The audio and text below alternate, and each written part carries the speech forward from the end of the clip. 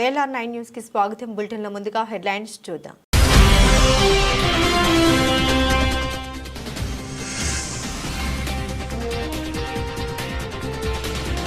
రెండవ రోజు ప్రారంభమైన ఎమ్మెల్యే మదనన్న కబడ్డీ పోటీ.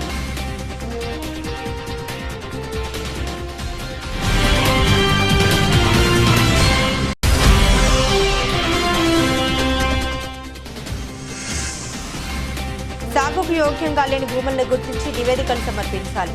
అధికారులను ఆదేశించిన జిల్లా కలెక్టర్ ఆశిష్ సాంఘాన్.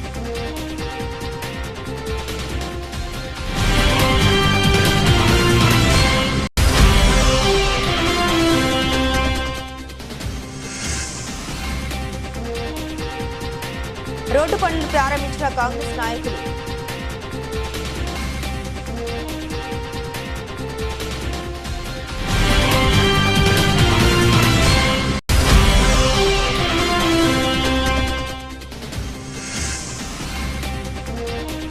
లారీ ఢీకొని యువకుడు మృతి. బాధిత కుటుంబాన్ని ఆదుకోవాలని గ్రామస్తుల ధర్నా.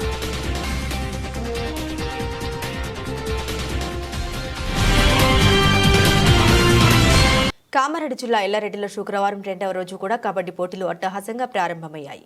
కబడ్డీ క్రీడాకారులను పరిచయం చేసుకున్న కుడుముల సత్యనారాయణ రెండవ రోజు కబడ్డీ ఆటలను పీఈటీల సమక్షంలో ప్రారంభించారు. మొదటి కబడ్డీ పోటీలు ప్రశాంతంగా జరిగాయని మాజీ మున్సిపల్ చైర్మన్ కుడుముల సత్యనారాయణ తెలిపారు. కబడ్డీలో ప్లేయర్లు గాయపడితే వైద్యులను అందుబాటులో ఉంచామన్నారు. ప్రేక్షకులకు ప్లేయర్లకు మధ్యాహ్న భోజనం ఏర్పాటు చేశామన్నారు.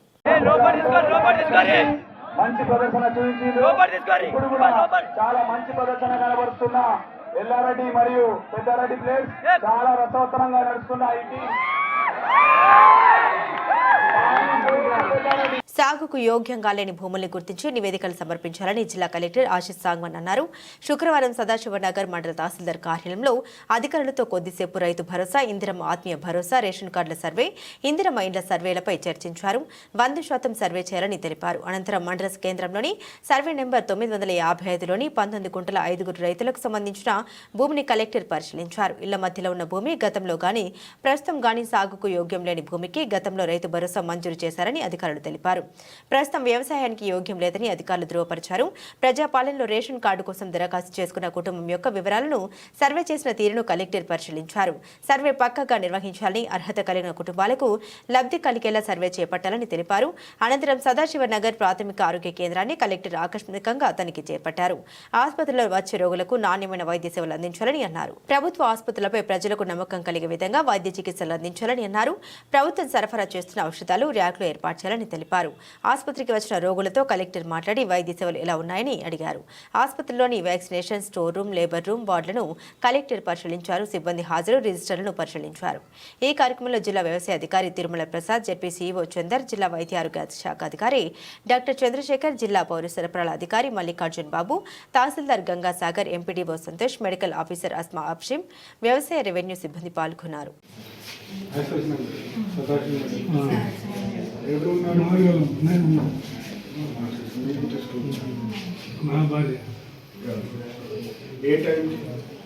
ఏమైనా జ్వరం వచ్చినట్టు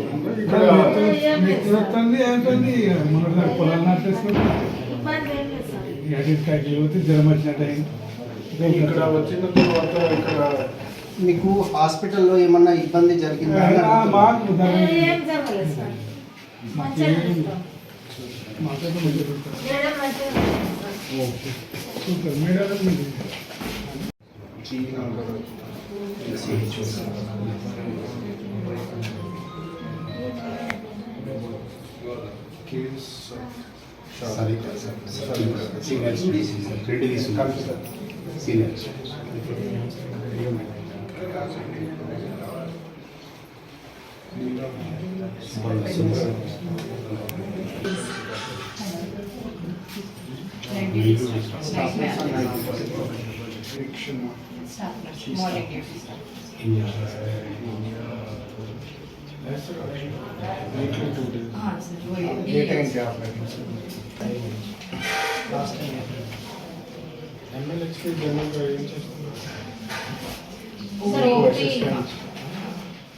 Sir, we are training for 1-2 months, sir. Then we will send.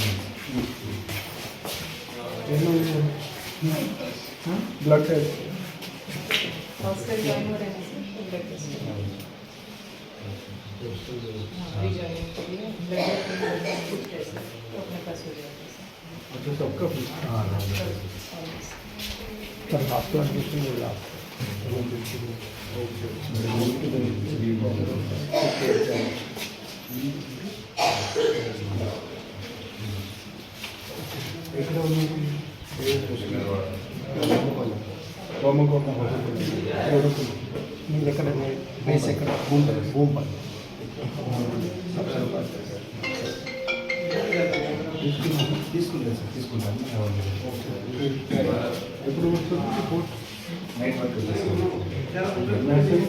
Message online message వస్తుంది మెసేజ్ లింక్ వస్తుంది లింక్ వస్తే ఓపెన్ చేసుకుంటే కూడా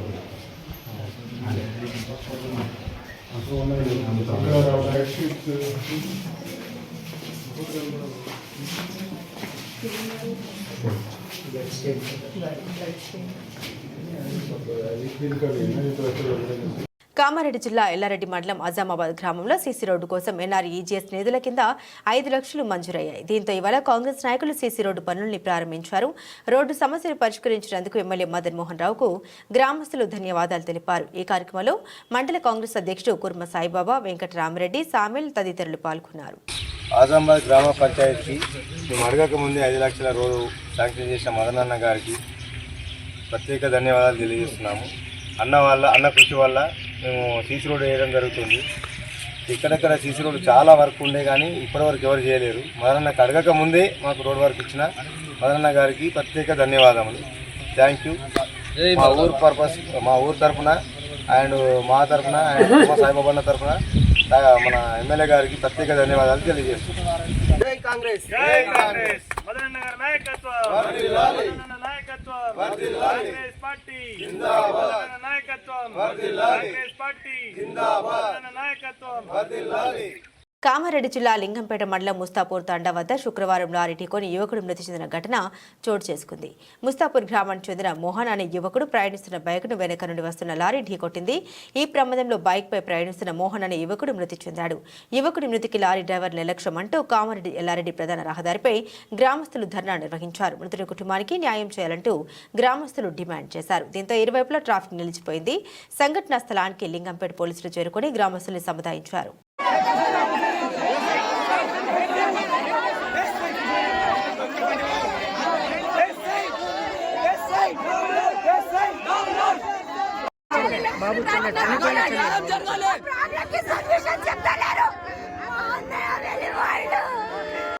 ఎస్ఐ లేదు, సిఐ లేదు, గోదల మేక గోళ్ళ మంద లెక్క అయిపోయింది. మాకు మేము ఇంత అన్యాయం రోడ్డు మీద రేపు బైపాస్ అయిపోతే ఆయనతో చంపేసిపోతాం. మాకు ఎప్పుడైంది యాక్సిడెంట్ ఎప్పుడైంది?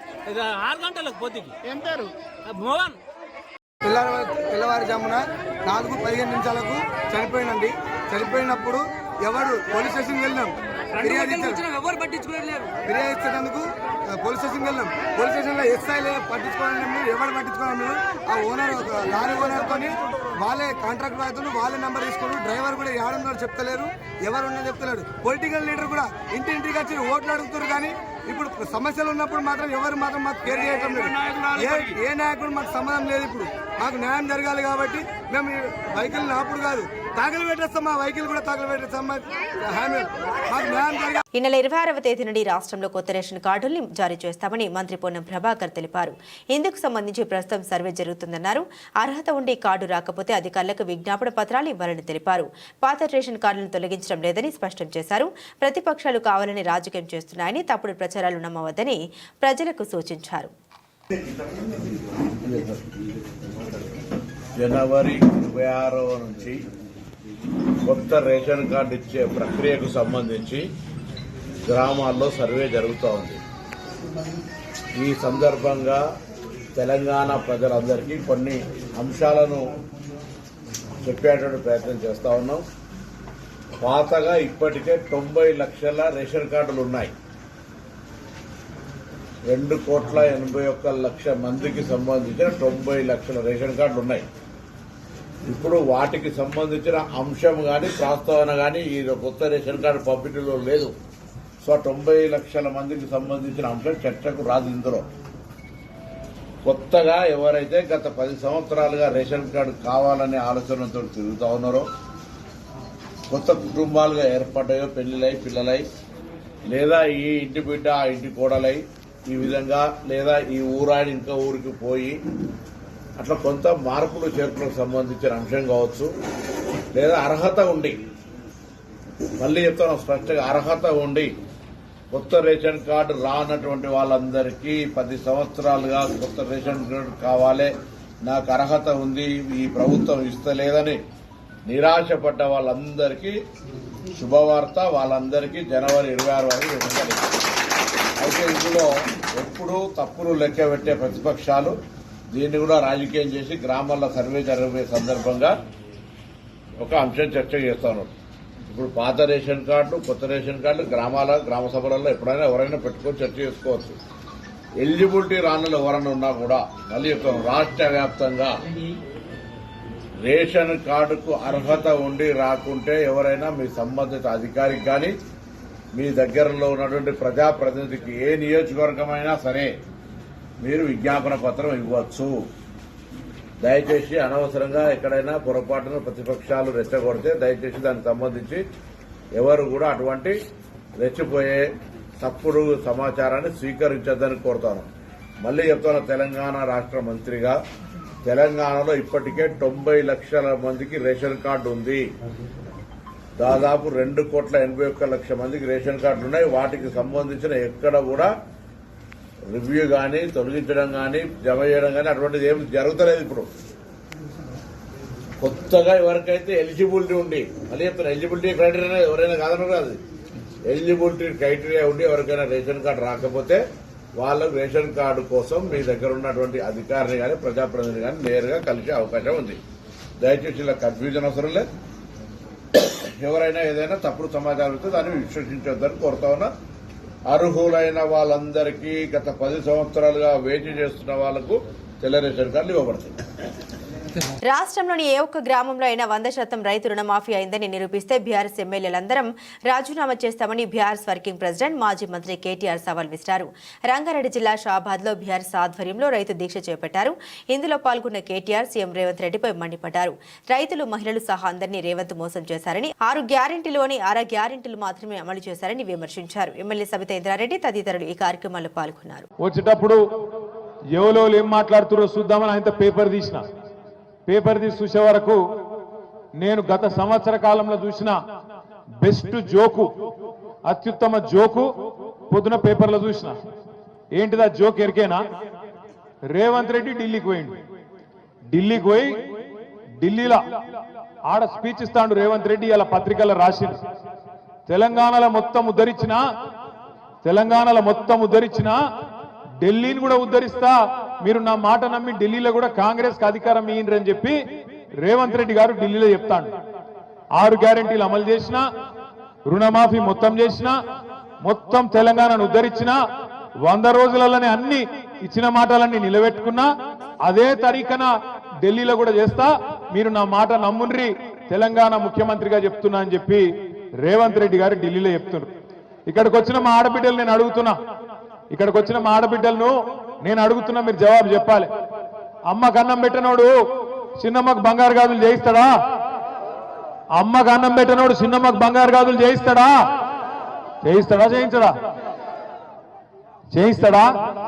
చేయించాడు. కూట్ల రాయి తీయనోడు ఏట్ల రాయి తీస్తాడా?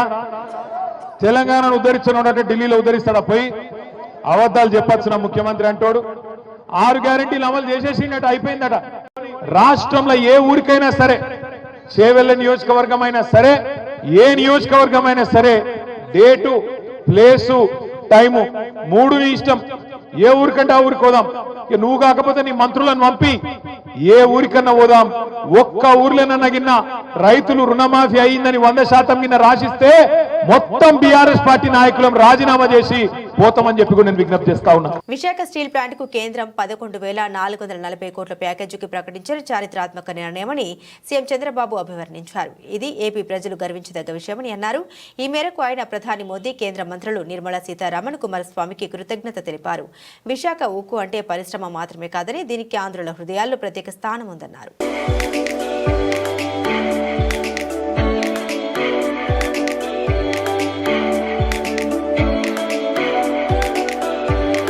విశాఖ స్టీల్ ప్లాంట్కు కేంద్రం 11,440 కోట్ల ప్యాకేజీ ప్రకటించడంపై ప్రధాని నరేంద్ర మోదీ ట్వీట్ చేశారు. విశాఖ ఉక్కు కర్మాగారానికి ఆంధ్రప్రదేశ్ ప్రజల హృదయాల్లో ప్రత్యేక స్థానం ఉంది. నిన్నటి కేబినెట్ సమావేశంలో ప్లాంట్ ఈక్విటీ మద్దతు కింద 10,000 కోట్లు ప్యాకేజీ ఇచ్చేందుకు నిర్ణయించాం. ఆత్మనిర్భర్ భారత్ నిర్మాణంలో ఉక్కు రంగ ప్రాముఖ్యతను ఇది వెల్లడిస్తుంది అని పేర్కొన్నారు.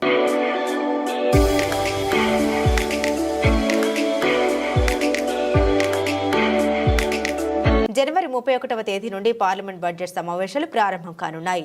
తొలి రోజు ఉభయ సభలను ఉద్దేశించి రాష్ట్రపతి ద్రౌపది ముర్ము ప్రసంగిస్తారు. ఫిబ్రవరి 1వ తేదీన కేంద్రం 2025-2026 ఆర్థిక సంవత్సరానికి సంబంధించి బడ్జెట్ను ప్రవేశపెట్టనుంది. ఫిబ్రవరి 13వ తేదీ వరకు సమావేశాలు కొనసాగుతాయి. మార్చి 10వ తేదీ నుండి ఏప్రిల్ 4వ తేదీ వరకు రెండో విడత పార్లమెంట్ బడ్జెట్ సమావేశాలు నిర్వహిస్తారు.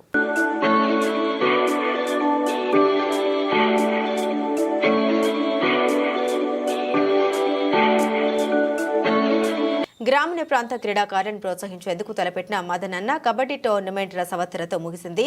2 రోజుల పాటు ఈ కబడ్డీ టోర్నమెంట్లో ఆద్యంతం నువ్వా నేనా అన్నట్లుగా క్రీడాకారులు కబడ్డీ కబడ్డీ అంటూ తమ ప్రతిభని చాటి చెప్పారు. కాగా శుక్రవారం సాయంత్రం జరిగిన ఫైనల్ మ్యాచ్లో హాజీపూర్ కట్ట తండా వర్సెస్ ఎల్లారెడ్డి టీం ఏ మధ్య జరిగిన హోరాహోరీ ఫైనల్ మ్యాచ్లో హాజీపూర్ తాండా జట్టు విజయం సాధించి ఔరా అనిపించింది. ఒక్కొక్క కబడ్డీ జట్టును పరాజయం చేస్తూ హాజీపూర్ తాండా కబడ్డీ జట్టు ఘన విజయం సాధించి మొదటి విజేతగా నిలిచి 51,000 బహుమతిని గెలుపొందారు. అలాగే రెండవ విజేతగా ఎల్లారెడ్డి టీం 21,000 రూపాయలు బహుమతి గెలుపొందారు. మూడవ విజేతగా జాయింట్ విన్నర్ బికనూరు మరియు మాచాపూర్ 11,000 రూపాయల బహుమతి గెలుచుకున్నారు. మండల స్థాయి కబడ్డీ టోర్నమెంట్ ని విజయవంతం చేసినందుకు నిర్వాహకులు మాజీ municipal chairman Satyanarayana, AMC chairperson Mareddy Rajitha, Venkataramareddy, ప్రతి క్రీడాకారుడికి కబడ్డీ టోర్నమెంట్ నిర్వహించిన పీఈటీలకు టోర్నమెంట్ కు సహకరించిన వారందరికీ ధన్యవాదాలు తెలిపారు.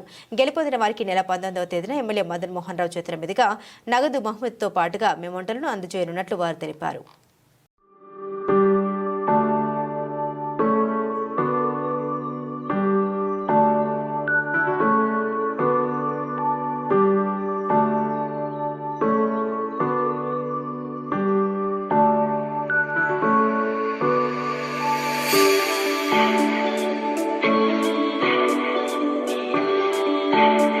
బులెటిన్ ముగించే ముందు హెడ్లైన్స్ మరోసారి.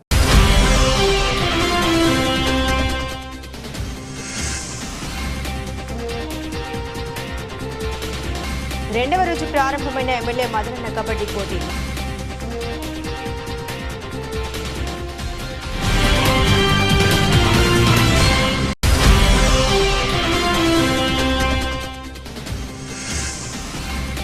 సాగుకు యోగ్యంగా లేని భూములను గుర్తించి నివేదికలు సమర్పించాలి. అధికారులను ఆదేశించిన జిల్లా కలెక్టర్ ఆశిష్ సాంఘాన్.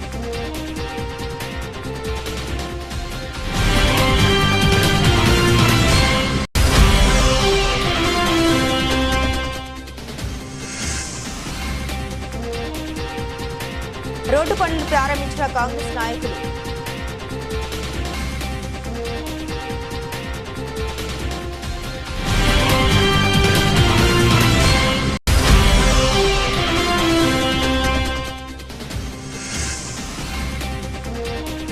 లారీ ఢీకొని యువకుడు మృతి, బాధిత కుటుంబాన్ని ఆదుకోవాలని గ్రామస్తుల ధర్నా.